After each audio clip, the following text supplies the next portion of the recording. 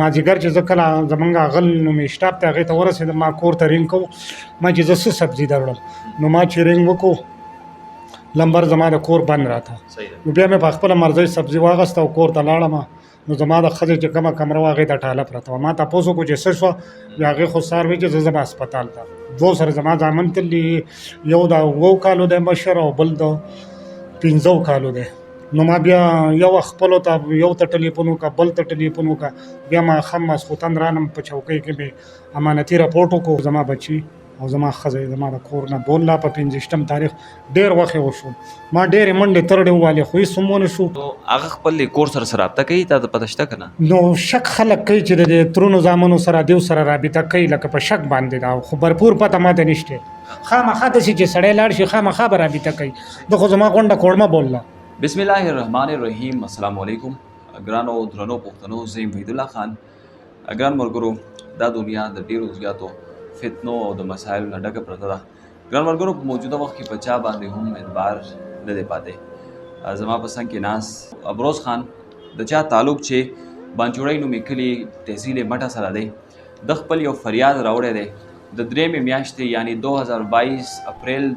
15 نیټې باندې امروز خان د کور نه بار راغلی اوس کارونو لپاره اوبه بیا په خپله دی وایي چې څه دپاره راغلی بار راغلی او خپل څه کار روزګار اوس یې هغه کول مازدیګر چې کور ته لاړو نو د ده 2 واړه بچي دي او یوه یې ښځه ده د چا تعلق چې د بونیر سره دی د بونیر نه ته دا واده کړی دی نو چې کور ته لاړو نو نه یې ښځه وه او نه یې هغه دواړه ماشومان بچي په کور کې موجود وو بیا چې کله معلومات کول نو پته ورته ولګېده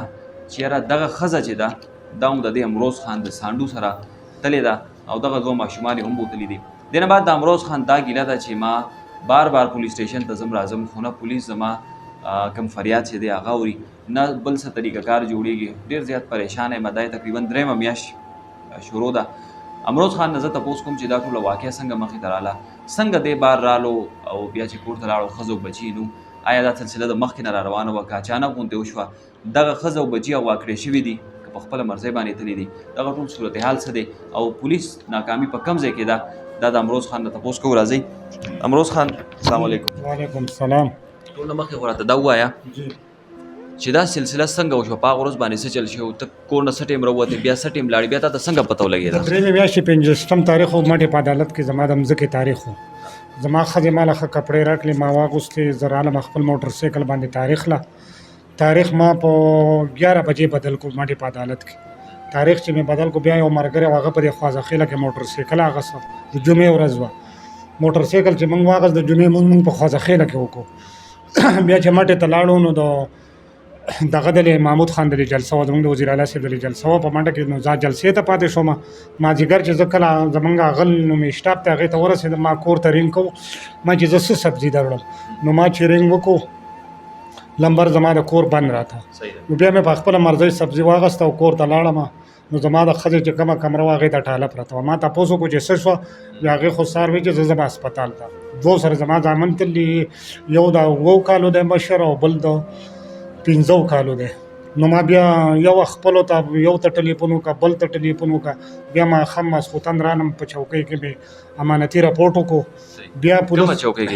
پړاو چوکۍ کې مې راپورټ وکړو نو هغه بیا سبا زه بیا رالم چې بیا رالم نو موږ هغه انکواري زما سره ولدار لاړه انکواري وکړه نو دا لږ چې زما سانډو زما د مشرې ښځې د خور خاوند و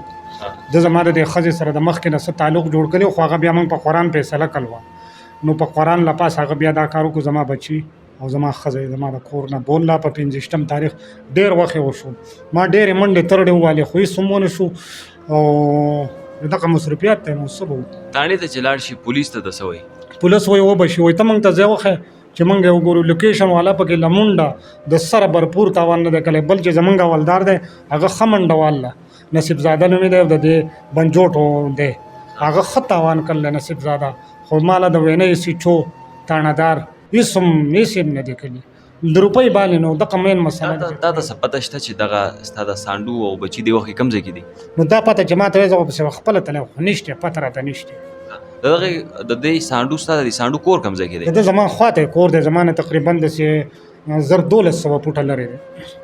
هغه کورواله سره تاسو ته رابطه نه ده کړې چې دا کوم ځای کې دی دا هلک؟ سره خو زه بهر تپوس ته کوم، کله وایي یو ځای پسې موږ ګرځو، کله وایي بل ځای ګرځو. د هغه ښځه هم دقه شان ناسته ده، بچي هم دقه شان ناست دي. نو هغه خپل کور سره رابطه کوي، تا ته پته شته که نه؟ نو شک خلک کوي چې د ترونو زامنو سره دیو سره رابطه کوي، لکه په شک باندې دا، خو برپور پته ماته نشته. خامخا داسې چې سړی لاړ شي خامخا به رابطه کوي. د خو زما غونډه کوړمه بوله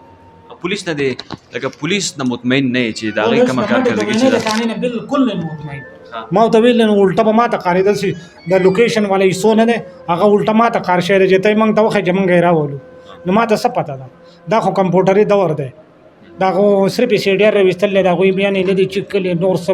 برپور تاوان یې نه دی کړی. ته مخکې نه چېرته په دې خبره باندې نه وې پوه شوې؟ مخکې زه پوه شوی یم، خو بیا موږ په قرآن فیصله دی، هلک ماته قرآن خوړلی و چې زما نه غلطي شوې ده، بیا به نه کوم. ښځې راته په قرآن لاس ایښی و، زموږ نه غلطي شوې ده. نو په قرآن خو موږ ایمان نه وړلی، په قرآن له پاسه دی هلک بیا دا کار وکړو. صحیح. نو اوس ستا اپیل څه دی؟ چا ته زما اپیل اپیل کوې؟ خو وزیر اعلی صاحب ته دی او عبدالله خان ته دی چې زما بچي او زما ښځه ما ته حواله شي، نو په دې به زه ډېر غټ خوشحاله شم. د پولیسانو مشر ډي پي او صاحب او چې دی، ډیپو صاحب ته زما خواست دی، زما د غټو مشران افسران چې دی هغو ته مې خواست دی چې زما سره سخت شدید ظلم شوی دی، شدید ظلم شوی دی، او زما د بچي او زما د ښځه چې ما ته حواله شي، نو دا به په ما ډېر غټ احسان وي. دا راته ووایه چې څنګه احساس یې کله چې داسې قسم واقعه د انسان په ژوند کې راشي؟ نو سړی ډېر خفه که نه، ډېر پریشان وي. دوست ته خدای وایي چې بچی د زړه غوښه ده، د زړه میوه ده. نو دا چې د سړي نه لر شي او 2 میاشتې او 3 میاشتې افغوا شي که نه، نو سړی برپور خفه وي، بالکل خفه. اوس ته په کور کې یوازې یې؟ په کور کې زما سره مې نور 2-3 بچي دي، او بله مشره ښځه مې ده، خو ټیم خو په ما نه وړي که نه، دا خو زما د مینې ښځه وه. نو ما سم مال دولت چې ما په دې تاوان کړلی، او امید لرم چې ده چې بولله نو زما شانتې دی هم نه شي ساتلی، خو شیطان دوکه کو، او دی زما د کور سړی و، بهر سړي سره تللی وې، دا داسې خبره نو خو ما ته په کور کې دښمني جوړه کړه. اوس که ته چېرته مخې له راشي تا ته میلاو شي، نو ستا به څه عملي بیا؟ زما خو دغه عمل دی چې زما ښځه او زما بچي ما ته حواله شي. غلطي زموږ د اصحابو نه شوې ده، د پیغمبرانو نه شوې ده، زه په هېڅ لاس هم نه چوتوم، خو چې زما بچي او زما ښځه ما ته حواله شي. چې تا ته پوره من حواله شي، بس ته بیا هېڅ هم نه کوې؟ هېڅ هم نه کوم، هېڅ هم نه کوم. او دا زما د الله سره هم وعده ده، او د حکومت سره هم وعده ده، او د عوام سره هم وعده ده. او دوکه خو هم پیغمبران دوکه شوي دي، اصحابان دوکه شوي دي. غلطي د انسان نه کېږي، خو الله پاک چې انسان معاف کوي نو موږ څه موږ به هم معاف کوو. او خو چې زما بچي ما ته حواله شي، زما زوی سکول نه بوتلی و. ټیک شو، ټیک شو. ډېر زیاته مننه امروز خان. ګران ملګرو، زه خو ټول نه مخکې حیران په دغه پولیس نوجوانانو باندې، افیسرز باندې. پولیس ډېر ښه کار هم کوي، خو زما د ټیکس نه اخیستلې شوې روپو باندې که زه صابون علم دای نه ټیکس اخیستی کېږي، که زه موبایل فون علم دای نه ټیکس کټ کېږي، که زه اشیاء خوردنوش په مارټ کې علم دای نه ټیکس کټ کېږي. هغه ټیکس چې راایوځی شي نو دغه پولیس افیسرز ته بیا د تنخوا په شکل کې میلاویږي. په هغه تنخوا باوجود، دغه ټیکس د پیسو نه باوجود، پولیس افسر چې کله یا پولیس اهلکاران چې دي هغوی چې کله د عوام سره د دوکه دهي کوي یا د دپاره منډه تړله نه وي، نو دا ډېره د افسوس خبره ده. ډي پي او صاحب ته زما درخواست دی چې د امروز خان په درخواست باندې د فل فور کاروایي وشي، ولې چې د ده یو بچی نه دی، یو 2 بچي نه دي، د ده ښځه، د ده ټوله فیملي چې ده هغې ځان سره روانه کړې ده، بوتلې ده. که چېرته د ده سانډو د ښځې غرض و، نو بیا به یې ځان سره صرف ښځه روانه کړې وه، د دوی دواړو کې یو بل سره سلا وه، ښځه به یې بوتلې وه. خو دغه دواړه بچي چې د امروز خان نه بوتلې دي، نو دا یې د ده مخې ته یو ډېر لوی چیلنج ایښی دی. امروز خان د ډېر ورځو نه زموږ سره رابطه کوي، د ده ژوند ډېر په پریشانۍ کې دی. وزیر اعلی صاحب څنګه چې دی د هغوی د کلي دی، عبدالله خان د هغه ځای میر د هغوی د کلي دی، د هغوی نه د د درخواست وکړو چې یاره په دې باندې نظرثاني وشي، فل فور چې کوم دی په دې کاروایي وشي. ګران ملګرو، داسې واقعات